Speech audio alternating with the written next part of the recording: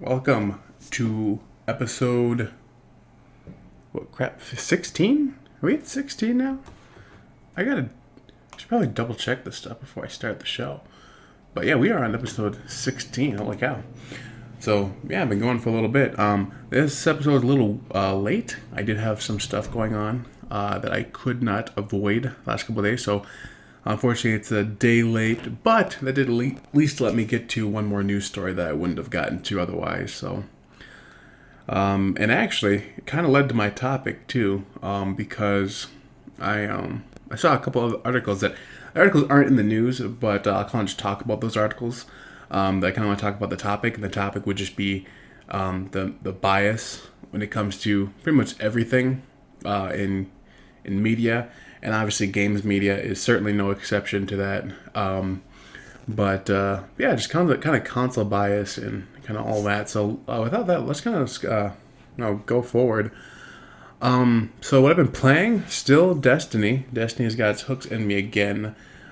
Destiny. I'm playing also Star Wars: The Old Republic. Still going strong on that. I'm loving that. And then I also started up RuneScape again on my phone. So I've been playing that when I've got some free time. Enjoying all three of those a lot. The thing with Destiny is I'm not going to be going towards a season pass at all. That's kind of why I can justify playing it. I'm playing it pretty much every day now because I'm trying to get some guns that I want. But basically, the idea now with Destiny is, yeah, I've always said this. It's super hard to do, but I'm gonna try to stick true to it. Is basically just do my weeklies, keep up to date with Destiny, and then try to play all the other games I want to play too, which is going to be hard if I'm also stacking on top that so Destiny as well as the Old Republic as well as the single player game of choice. It is yet to be seen if I'll be able to manage all three of those. I usually can't manage even one, so this will be interesting. But hopefully this allows me to play the games I want to play and everything. But we'll see. Yeah, so some news articles. So first off, just a side note, Cantus is coming to Gears 5 multiplayer.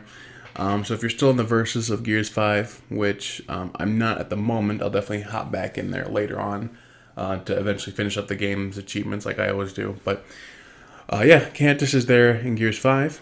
Other than that, I got some exciting news. This is probably the coolest news ever. And this kind of funny enough goes inside with like my Star Wars kick I've been on lately. But this is an IGN article by Adam Bankhurst. Apparently there's a Knights of the Old Republic remake rumor. So the latest rumor indicates that a new Star Wars Knights of the Old Republic project is underway at EA, and it looks to integrate elements from the first two games in order to bring certain things into the current Star Wars canon. As reported by Cinelex, what the heck, right? Yeah, two sources claim to have knowledge on the rumored return of this beloved franchise. The first source says a remake of the 2003 classic is in development, while the second expands and says it wasn't so much a remake but a sequel of sorts. The new project, as previously mentioned, would take elements from the first Knights of the Old Republic and Knights of the Old Republic 2, The Sith Lords, and retool the two stories to make them fit in current canon. It was reported last year after the cancellation of Knights of the Old Republic 3 that Obsidian always envisioned the games to be a trilogy. Lead writer Chris Avalon from Reboot Develop also said KOTOR 3 would have been about uncovering the origins of the Sith Lords and that they foreshadowed what Darth Revan was doing in the second game. As for the current canon, Star Wars The Rise of Skywalker did make Darth Revan canon, as one of Emperor Palpatine's Sith Trooper legions was named the Third Revan Legion. Yeah, so that's in development. That is super, super exciting because I don't know if I think I maybe mentioned it on the show. I'm not sure. I've been thinking about playing Knights of the Old Republic for a while, and I was just about to, and then somehow I got caught up on playing the MMO, the Old Republic somehow again. But I was literally hovering over that for a while. I was about to start playing it again. And then this news kind of came out, and that's actually so funny because the same thing happened with me in Demon Souls, where I was literally actually starting Demon Souls, and then I heard that rumor, and I literally quit because I wanted to wait for the remake. But this is pretty exciting. I think the best part about this is that it will have achievements. So when they remake it finally, it'll have achievements I can hunt, and that's awesome. So, yeah, this is just such good news because I keep hearing how everyone keeps talking about this game, and I was really gonna go back and play it. I'm not. I mean, I kind of am. I kind of am a graphics snob. At the same time, I'm not, and I know I can enjoy a lot of like older games, and like, but 2003, that probably would have been a little rough, for like to play the game in today's standards. So, super glad they're remaking it, and it looks like they're gonna try to bring back the series again. And there's actually a later news article, and I might even just go to that right now because it kind of makes more sense to do it right now. Talking about how Phil Spencer teases Xbox Studio The Initiative is doing new things and old things. So this is an article by Andrew Smith, and it says, after being officially announced at E3 2018, Xbox's The Initiative Studio has been rather quiet. With the new console generation seemingly only a few months away, Xbox head Phil Spencer recently met with the team at Initiative and revealed that the first ever quadruple A studio was challenging themselves to do new things and old things in new ways. In short, Twitter tease Spencer shared that he recently met with Initiative Studio head Daryl Gallagher and head of Xbox Game Studios Matt Booty, to discuss the future of the the quadruple A development team. Fortunately, Spencer's tweet is pretty vague, so we can only guess at what Gallagher's team is up to. Since its announcement almost 2 years ago, Gallagher has quietly assembled a talented team of experienced game developers. In August, Gallagher revealed that the studio had hired God of War's lead producer Brian Westergaard and Red Dead Redemption's writer Christian Cantamessa. I don't even know what that means. I think I'm really fucking that name up. Cantamessa. Okay. Anyway, so this is awesome, but this also kind of makes me wonder, could this potentially be the Knights of the Old Republic remake developer? Which would kind of make sense. And also, too, the idea that the Knights of the Old Republic could be an Xbox exclusive franchise, I think is that's a big deal. That's big news. I think Xbox is, even though I love the exclusives we have, obviously Gears of War is probably probably my favorite franchise. I definitely still think we're lacking just because, if you're a single player fan like me, PlayStation has all these great exclusives to play. But having Knights of the Old Republic, one of the best RPGs, being an Xbox exclusive is going to be a big deal, So I'm so excited to see what Xbox is going to have at launch. I think this is going to be a crazy year for Xbox. It's kind of making me upset how all these new media outlets are calling them out already, early on. And like I said, more on that later. I'll get to it a little bit later, but so last news story here before we get to the topic. And it says, 10% of devs are working on next-gen console titles. So this is an IGN article by Matt Kim. And for the past 8 years, the Game Developer Conference conduct a survey asking developers and industry members various questions about the state of the industry. Ahead of GDC, the organization released its survey results, including how over 10% of developers are currently working on a next-gen project. According to the survey, 11% of survey respondents said that their current game is being developed for the PlayStation 5, while 9% said their project is being developed for the Xbox Series X or Project Scarlet at the time the survey was conducted. The majority of responses said that their current project is being developed for either PC, 56% or mobile, 39%, but since the survey was conducted before the Xbox Series X reveal in December, so there's a chance that survey responses don't accurately reflect next-gen game development today. So, that's exciting. Obviously means the industry is kind of moving forward with the kind of generational leap, and I still also think this puts Xbox at a big advantage, because as we talked about on last show, there is no exclusives on the Xbox Series X right now, which basically means that if you're an Xbox One, Xbox One S, Xbox One X, or an Xbox Series X console holder, you're essentially going to be part of the full Xbox ecosystem experience for at least the next 2 years, which is awesome. And so I think this is awesome. Good news. It means, like I said, we're moving forward with the generational leap, but it doesn't mean that it's going to come at the expense of developers, money. Because something that I don't think a lot of people take into consideration is generational leaps forward are necessary. They're not necessarily coveted by the people in the industry, because if you think about it, like yeah, you're selling your games on two consoles, but at the same time, it seems like I think there's always like this kind of like generational slump sometimes while people are trying to make their game for the old system and the new system. And then sometimes you're trying to make a game big in scope, you just have to completely ignore the last generation, which means your install base is much lower on the next generation.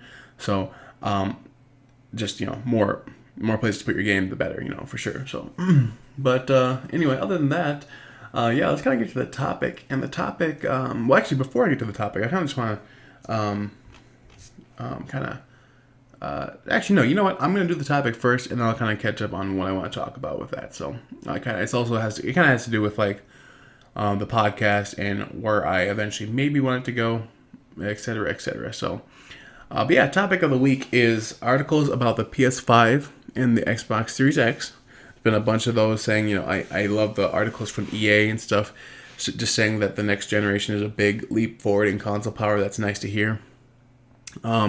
But some of the articles I was reading, and again, they didn't really kind of make it into the news because they weren't really newsworthy, but is they were talking about how the PS5 is going to be more powerful in every way, in almost every way, except than the Xbox Series X.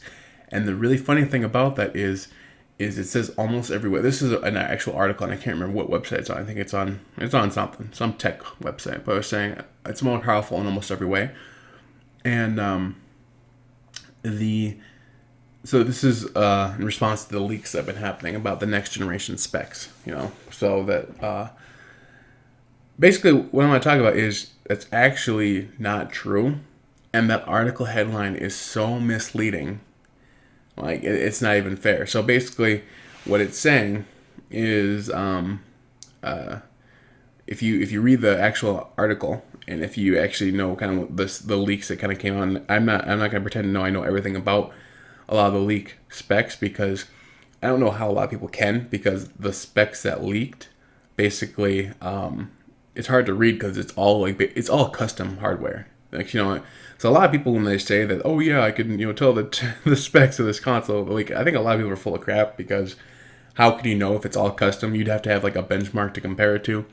But anyway, yeah, it's saying the so basically the processors are roughly the same, right? And now the PS5 is gonna have a nice little loading advantage based on this like proprietary like I don't even know, like maybe it's like Sony's basically own solid state drive that's going to make the game load faster, which is that's a very big deal for PlayStation. I'm not trying to discount that, but the biggest so the article says, right, it's more powerful in almost every other way. The way it's not more powerful is the graphics card, which is by far the biggest deal when it comes to gaming.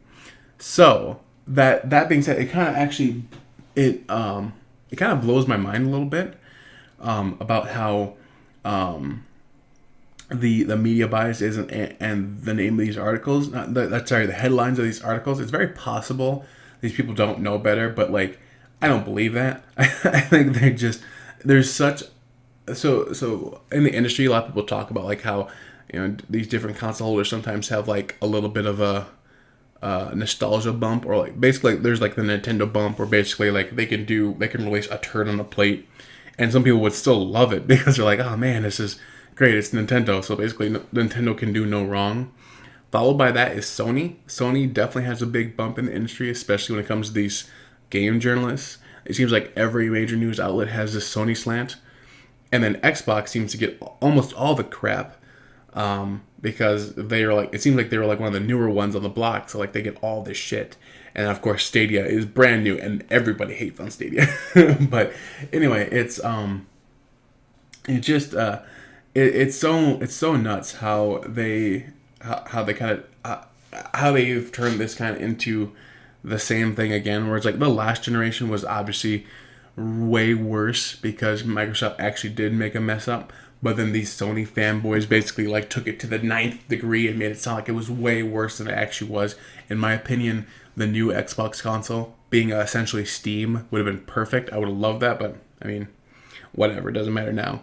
But basically, yeah, the graphics card, which if you are a PC gamer, you can easily know that is the biggest deal. That's more powerful than the Xbox Series X. I mean, not to.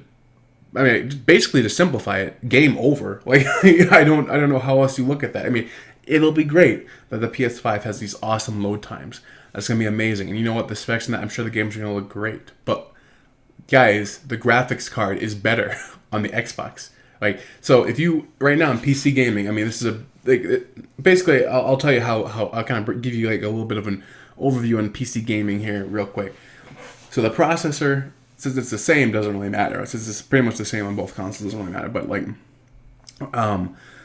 that is something. If you're upgrading your PC, let's say you want better performance in your games, you're trying to upgrade your PC. The first place you go is your graphics card every time, because the graphics card is taking like 90% of the load. The processor is a big deal in MMO games. So at games where like there's going to be a lot of humans and a lot of player interaction, that's hard on your processor. But most single player games and most even just basic multiplayer game with 10, 12 people in a match or whatever, that can all mainly be done on your graphics card and then runs a little bit on your processor depending on how many people are on the map. That's what the processor handles, is basically information like that. The graphics, everything, how the resolution, that is all being taxed to your graphics card.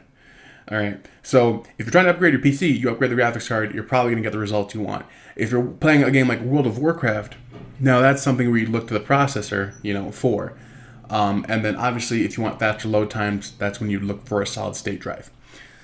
So, right, the PS5 is going to have really nice load times.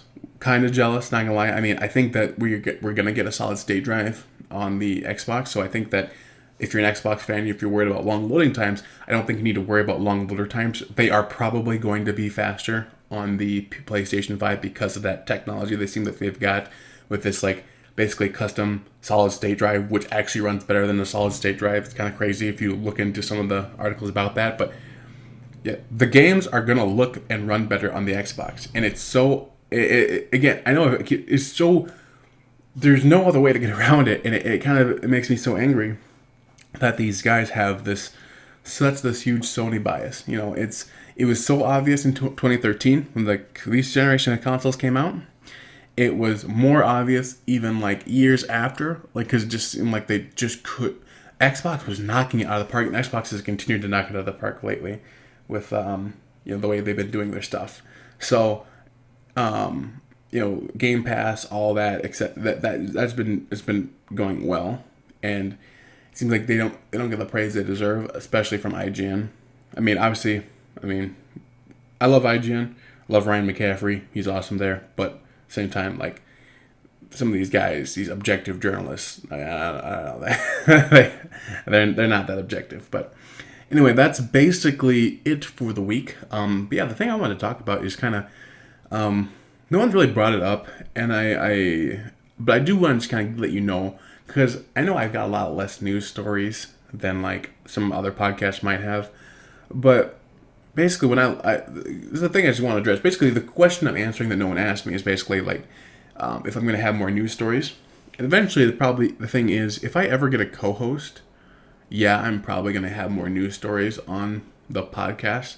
The reason I have so few news stories from the week is usually because I only really want to make a news story about something I care about, since I'm the only one who can really talk about it. Like if I see a new update for Sea of Thieves, I'm probably not going to talk about it because I don't know if anyone listening, I don't know if that's really our audience, if they care. If you care, write in, and I'll obviously mention it, But at the same time, I mainly I think the big things, obviously the big things like Gears news, Halo news, any Xbox first party news, any Xbox itself news, I'm going to talk about on the show. But I'm not, I'm not going to cover everything just because I think it's so awkward since I just do a solo podcast to just be like, yeah, and this is coming out, so never played it. Probably won't, but yeah, I mean, how useless would that be? How much does anyone really get out of that? So, yeah, just kind of wanted to kind of go forward and just maybe make sure I'm being clear about that, because when I say there's no news, I mean that there's no important news. Not to crap on your favorite game series if I'm not talking about that, but like, like I'll probably talk about Gears updates. I'll probably talk about Halo updates, all that. But like, I don't know. Yeah, I pretty much call it as I see it. So, but otherwise, that's about it. Again, you can follow me on Twitch at twitch.tv/TOPOLEADK. And of course, you can email the show at gearsleaguepodcast@gmail.com. Again, gearsleaguepodcast@gmail.com. Definitely love to read your questions. Any thoughts, concerns you've got. So otherwise, yeah. Otherwise, take care.